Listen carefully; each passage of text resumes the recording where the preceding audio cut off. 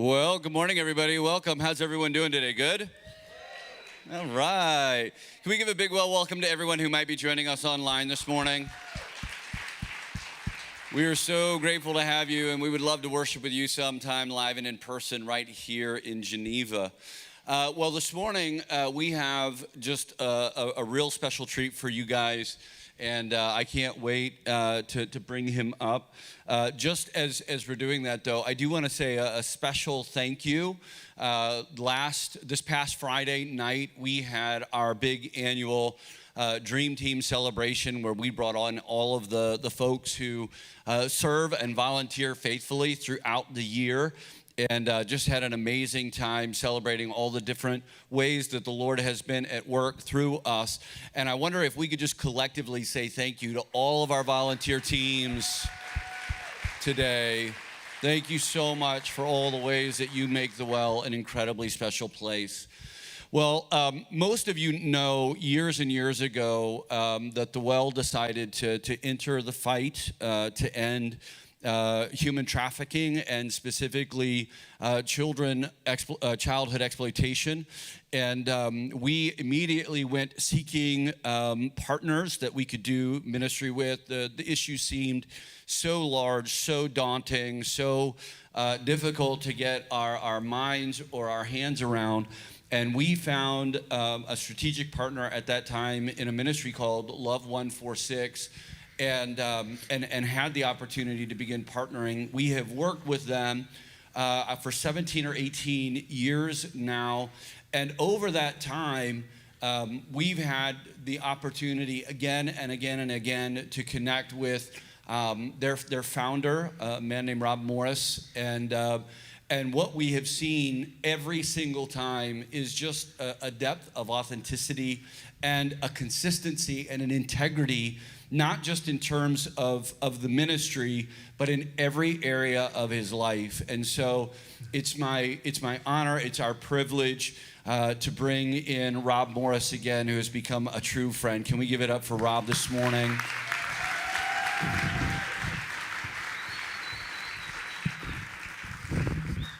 Thanks, man. Thank you. All right. Good morning.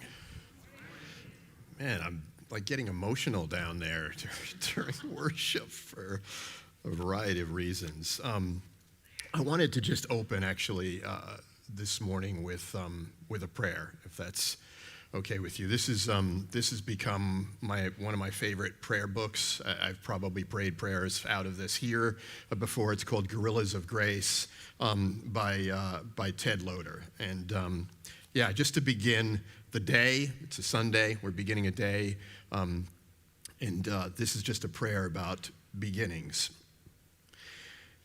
God of history and of my heart, so much has happened to me during these whirlwind days. I've known death and birth. I've been brave and scared.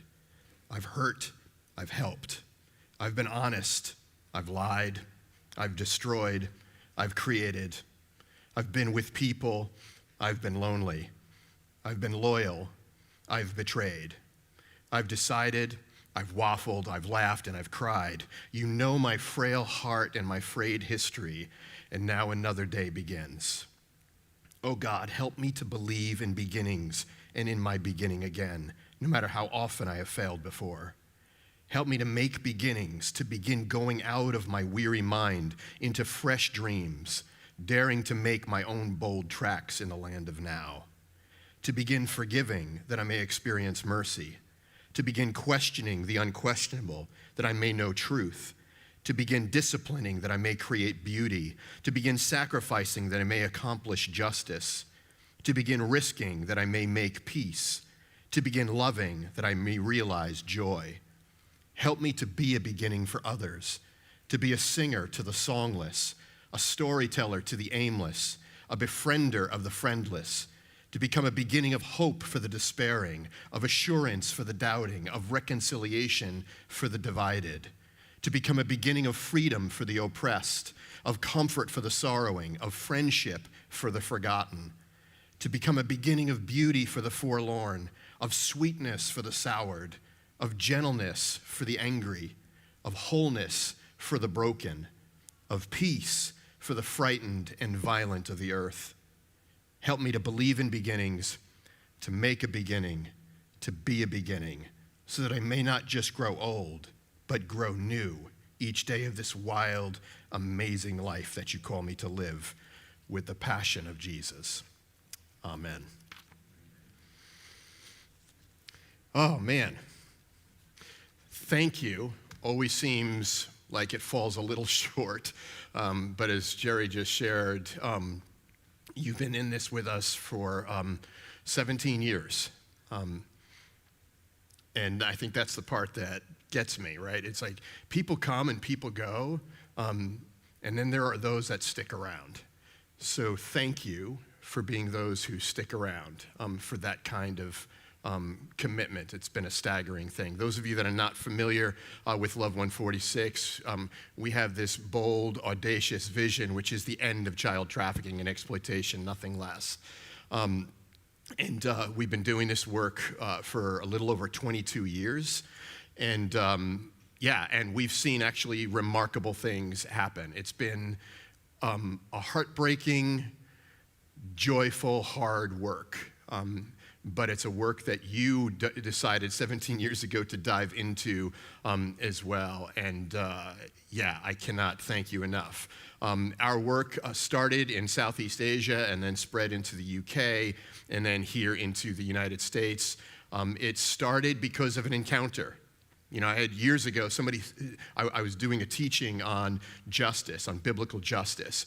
And somebody asked me this question. They said, do you have to have an encounter with injustice to really engage? And it's partly because the question was asked because of my own story. Like, I didn't think too much about justice work until I was face to face with one of the most gross injustices imaginable, which is the exploitation of children. And then I'm all in, right? And I'm like, man, the right answer to that is no.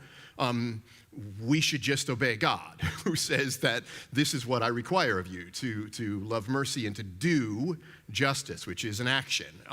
But oftentimes we don't until we are faced with it ourselves or we know somebody who is faced. And so I kind of actually went to God on this. I'm like, God, is that the reality? Do we really need to have that kind of encounter? And I remember this sense that God was saying, actually, for you not to have encountered injustice means that you've spent the most of your life insulating and isolating yourself against the pain of your neighbors. Because the reality is injustice happens all around us. But we spend our lives trying to be safe and trying to create this safe bubble and all. And so we're sometimes shielded from that.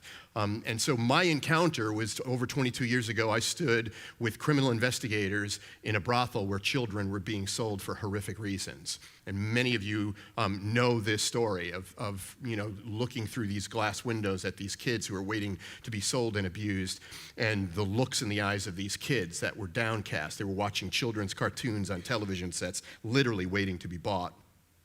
And only one girl was not looking at the children's cartoon. She was staring at us in our direction through the glass. And I don't know what I was seeing because I'm an observer. I don't know what was happening inside of her heart, but that look in her eyes I'll never forget. I don't know if that look was the look of trauma. I don't know if that look was the look of fight and resistance. I don't know, but I'll never forget that gaze and that stare. And I'll never forget her number, because these kids were being sold by number. They had numbers pinned to their dresses, and her number was 146. And so when we started the organization, it was in response to an encounter with injustice. And from that time to this time, we began doing survivor care, caring for kids who have been exploited and trafficked. And then after doing survivor care for a significant amount of time, we realized that, man, we're never going to stop this from happening by just caring for survivors. We've got to do something to actually prevent it from happening. And that eventually turned into prevention programs that now exists in a curriculum called Not a Number. And that curriculum now is being used in 31 states by, it's utilized in public schools, by child welfare agencies, by juvenile justice agencies. And since 2002 until now, we've been able to reach a little over 81,000 kids globally. That's what you make possible by your generosity. You know, and I think just as a caution, I think oftentimes when we hear about issues and things like that, we have these titles that we put over people, these categories. And I think at times that can dehumanize the people that are in those categories or fall under those categories, right? We use categories like the homeless, the poor, the immigrants, the trafficking victims, and we have, these big categories. And I think if we're not careful, we forget, man, we're talking about human beings. We're talking about image bearers of God. And so even when we actually renamed the organization at one point, Love146. It didn't start as that with that name, but it was to remember that one. It was to remember that we're talking about human beings, and that's the thing that we remember day in and day out. So you guys, thank you for being in this with us. Thank you for being those that stick around. It means a lot to us.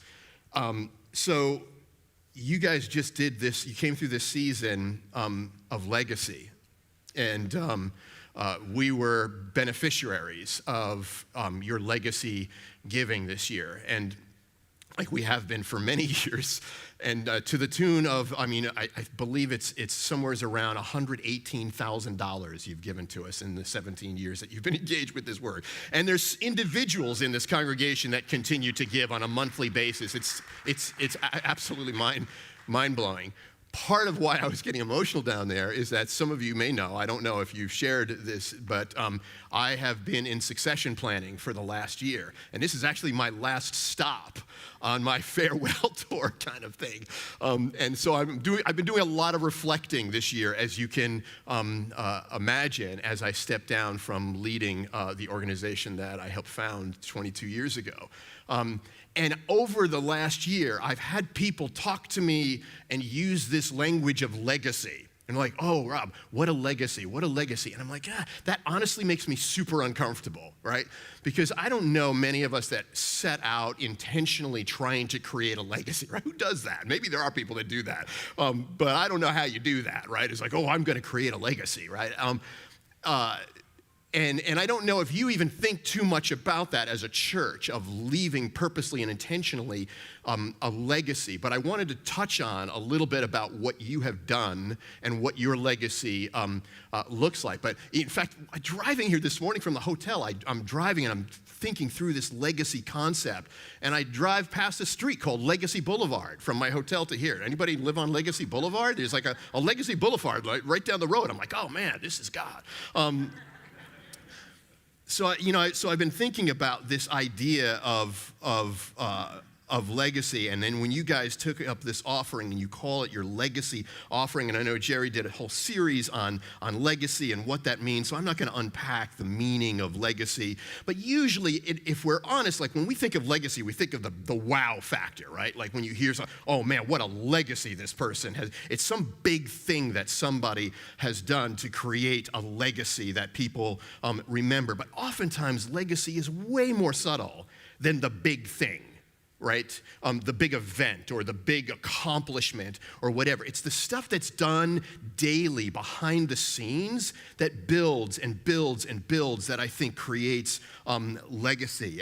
And oftentimes, I've probably shared this here before, I have two questions that I ask myself at the end of every day. That's sort of like my accountability with God questions and my accountability with myself. And those questions have been simplified through the years. And as I've gotten older, it's basically come down to this. My self-evaluation at the end of every day is I ask myself these two questions. Have I loved well today? And have I been about the things that matter? And I think if those kinds of things are the things that we focus on, it's a daily living something out that creates something that someday maybe leaves some sort of mark that maybe looks like a legacy. And so I've been in this process of succession planning. Our new CEO and our new leader has just come on a few weeks ago, and we're sitting, and I'm doing this onboarding with him, and he's amazing, and I hope you get to meet him. His name's Glyden de Freitas. He's from Brazil. He's an attorney, just brilliant guy, but carries a fire in his soul. Like he's just got this fire there in his eyes. It's what I was looking for as far as a successor goes. And we were talking about, he's like, tell me about who donates to Love146? I'm like, well, that's a huge question. And I said, if I was to mark people who donate to our work. I would say a common denominator outside of the passion of creating a safer world for children is there's an audacity. There's audacity. There's an audaciousness. And I started talking about, and I use the term audacious generosity. And he's like, wow, that's interesting. Talk to me about that, audacious generosity. And so there's a couple of us in the room, and we're talking about this, and I'm like, I think oftentimes people think audacious generosity, they think of the person that can write a $250,000 check. We have, in the history of Love146, we did have one individual literally at a lunch that I was having with them, wrote a $250,000 check. Never happened before, never happened since. It was one of those miracle moments. And right, we think about that, and that is audacious generosity. But we've also had the kid in 4th grade put a jar on his desk and collect change for Love146, and literally in a padded envelope has sent us the change, the quarters and nickels and dimes that he's collected in his class, amounting to maybe $3 and some change to us. That is audacious generosity. It's not just the amount, it's the sacrifice, right? That makes it audacious, right? That is much audacity for a kid to be like, I don't know if this is even legal in school, but I'm putting a jar on my desk because I care about kids that are going through stuff that I've never gone through. And he's putting this thing. That's audacity. Audacious generosity. I believe when I think of the Well and what you have invested into the work for 17 years, thank you for the legacy of audacious generosity. And as we were talking about this, one of my colleagues says, actually, it's not even just about what is given. It's also about audacious consistency. And I'm like, oh my gosh, I love that. Talk to me about it. And so we start talking about that because sometimes that's audacious, right? The consistency. Like I said before, people come, people go, but people that stick around make a huge difference, right? That consistency of showing up day in, day out. And man, we're not going anywhere. We're not leaving. Audacious consistency is another aspect, I believe, of the Well's legacy in the work of Love146. So thank you for your audacious generosity. Thank you for your audacious consistency. And then another thing that we unpacked, and this is just an onboarding, right? This is not even a planned thing. It just happened in the context of a conversation. I said, man, how about audacious perseverance? So we started talking about that, right? And persevering. And think about this, right? Perseverance is such an interesting thing. It wasn't until just recently that for the first time I saw the word severe in the word perseverance. And it completely made sense to me. Right? Because it's like, you never hear somebody that everything's going okay and everything's going great. You never hear that person going, man, I'm really persevering, right? It's always the person that's in the mess, right? That's got the hard stuff that's buried, right? And that somehow keeps going. That's perseverance because that is in relation to the severity of the circumstances that we're facing. Right? And when I think about what we do as an organization, Love146, it's severe, man. You're talking about severe things that have happened to children and children who find themselves in the most severe of circumstances. And there's something about that perseverance piece that's huge to us. In fact, it's one of our core values. We have 6 core values as an organization. Steady perseverance is one of those core values.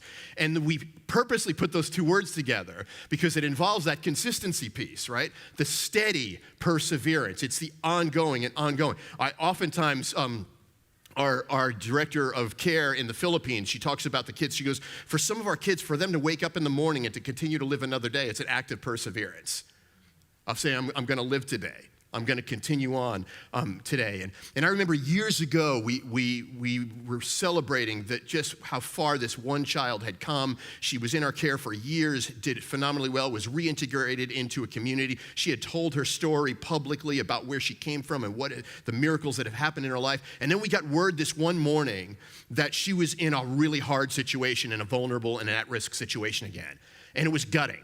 Right away, we were kicking right into like, what do we need to do to make sure she's going to be safe and all of that. And then beyond that, we just started feeling the weight of that 2 steps forward, 3 steps back sort of thing of like, man, what do we do with this? And we were wrestling with that. And we've told, her story has been told publicly. Now what? And all of these kinds of questions that were being asked. And one of my colleagues, a good friend of mine, who had also just recently gone through some really hard stuff, or she actually didn't even go through it. She was was in it. She lost a family member to horrific circumstances, and she was in her own place of grief.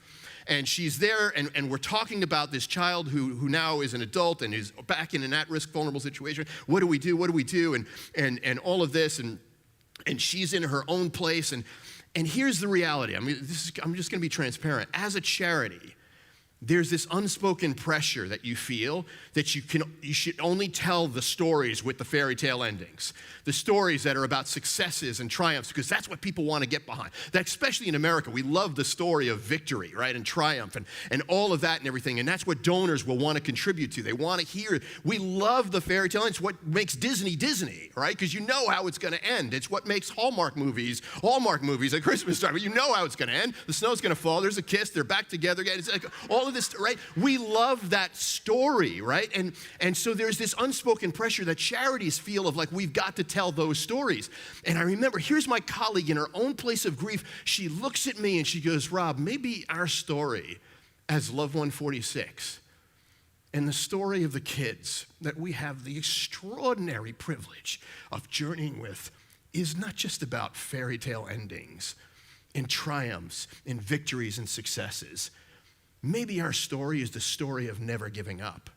Maybe the story of these kids is the story of never giving up, of perseverance. And man, it was like somebody hit me with a 2x4 of truth. I'm like, yes, that's it. Because though everything in me would love to stand in front of a child who comes into our care, who's experienced the things that they've experienced and the trauma that they're in, I want to be able to, with everything in me, say, man, from now on, everything's going to be okay.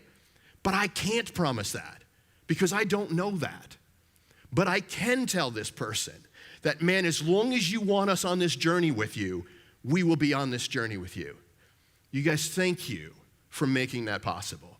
Thank you for your legacy of audacious generosity. Thank you for your legacy of audacious consistency. Thank you for, your audacious perseverance. It's what makes this work possible. I want to show you two back-to-back videos. They're very, very brief videos of two stories connected to children in our care that you have been a part of through your legacy.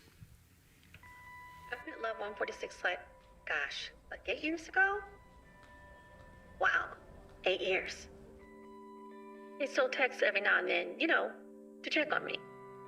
It's a lot to recover from. Human trafficking. I've seen on the news and it's like, yeah, that happened to me. It feels like a long time ago because I've come so far. Back then, I was on and off the streets, and I definitely couldn't rely on my family. I didn't think there was a way to survive except what my trafficker was telling me to do. I was 12 when he came into the picture. I was just a baby. Things got really dark. But Love146 was like, they stuck with me.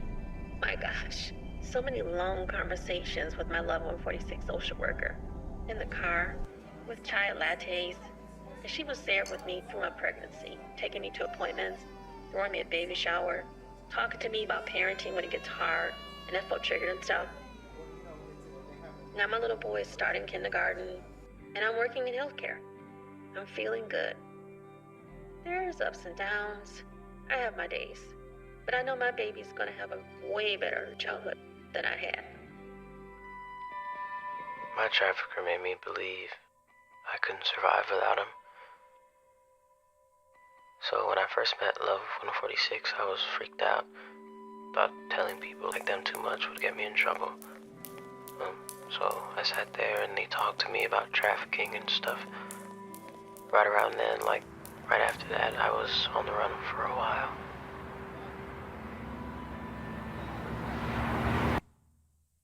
When I was able to come back, Love146 showed up again, and they helped me realize that he was actually trafficking me. So f***ed up, man. I was so embarrassed, but Miss Becky told me I wasn't a bad kid, and I didn't have to fix this all by myself. She's my Love146 social worker, and one of the only people who actually cared about me back then. Today, life's not all about all that bad stuff that happened.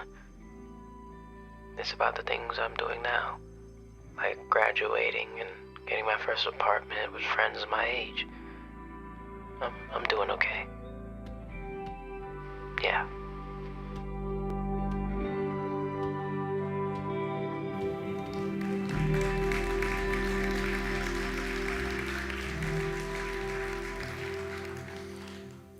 Couple of key things, quotes from both of these.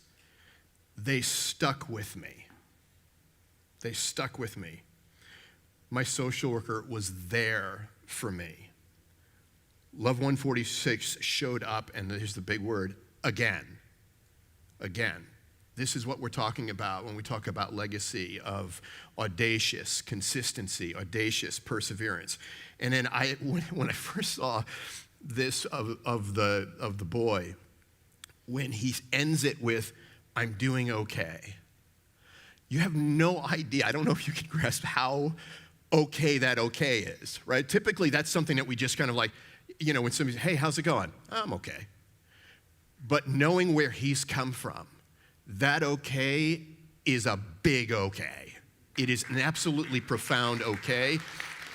And that's made possible, again, because of your audacity and the legacy that you leave in your partnership with Love146. And so that audacious perseverance of not only Love146 and yours the well, but that audacious perseverance that you see in the lives of children who are aggressively taking their lives and their childhoods back day in and day out. And, and I heard I think this was like a couple weeks ago, somebody said something about, they were talking about the life of Jesus and the legacy of Jesus. And I'm like, wow, I never really thought about Jesus and a legacy.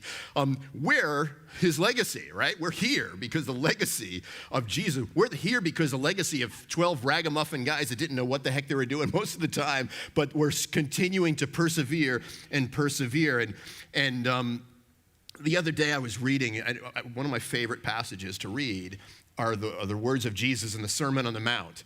And if you were going to say, here's a legacy sermon, right? If you're going to preach a legacy sermon, the Sermon on the Mount is that legacy. It's sort of his manifesto, right? This is it. I'm going to lay it out for you. This is who's blessed. This is what life is supposed to look like for those that follow me. And so I wanted to read, I found a really interesting piece that was written by a Lutheran pastor, Nadia Bolz-Weber, and I believe a Scottish theologian by the name of Dr. Douglas Gay. And they take the sort of the 5 big pieces of the Sermon on the Mount of the Beatitudes as the manifesto that it was, and this legacy sermon, so to speak, that Jesus preached, and break it down into today, sort of like, what does this mean today? And I want to share it with you because I think it's absolutely beautiful and profound, and then we'll wrap it up. They talk about blessed are the poor in spirit, for theirs is the kingdom of heaven. And then she goes on and he goes on, blessed are the agnostics, blessed are they who doubt, those who aren't sure, who can still be surprised. Blessed are those who have nothing to offer. Blessed are they for whom nothing seems to be working. Blessed are the preschoolers who cut in line at communion.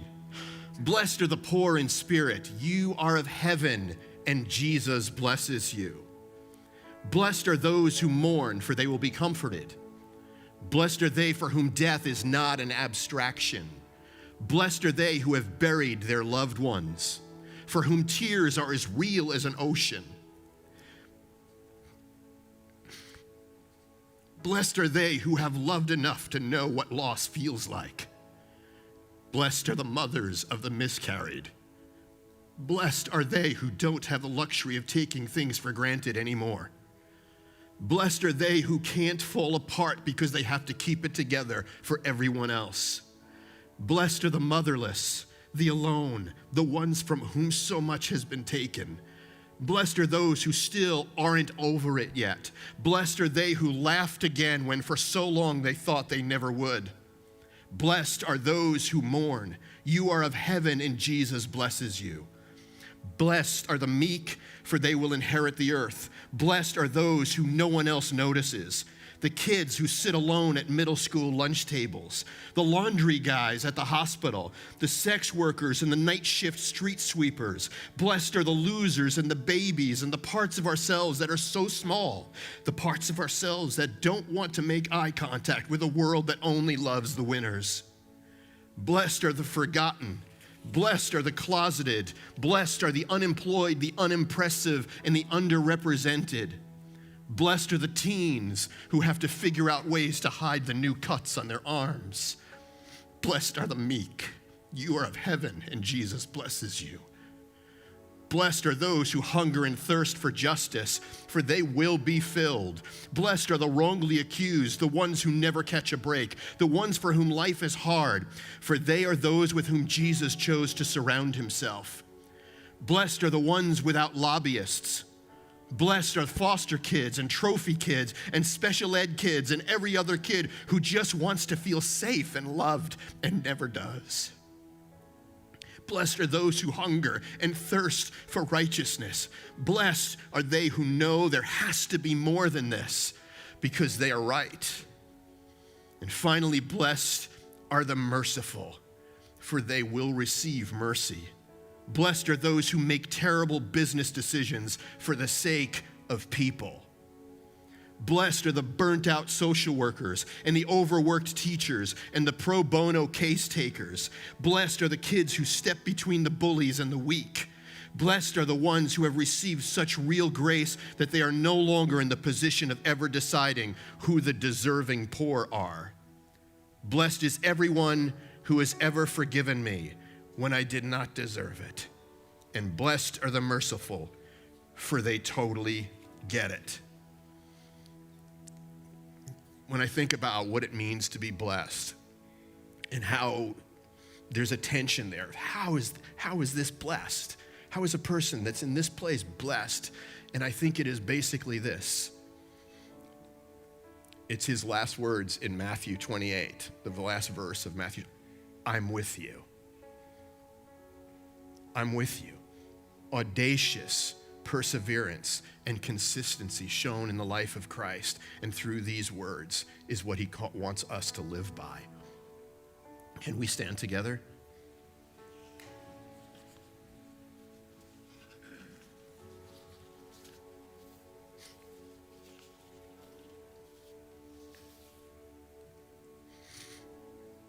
God, I want to thank you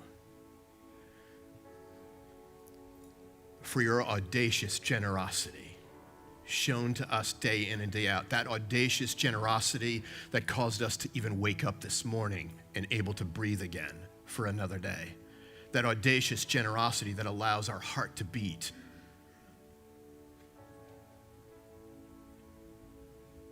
That audacious generosity that you displayed on the cross and through your resurrection that provides us abundant life and life eternal. Thank you for your audacious consistency and perseverance in our lives, that you never give up, that you never walk away. God, thank you for these people, for the leadership in this church, and those that give day in and day out, that live according to these audacious words that you've left as a legacy for us. Would they find themselves today blessed beyond measure? In Jesus' name, amen.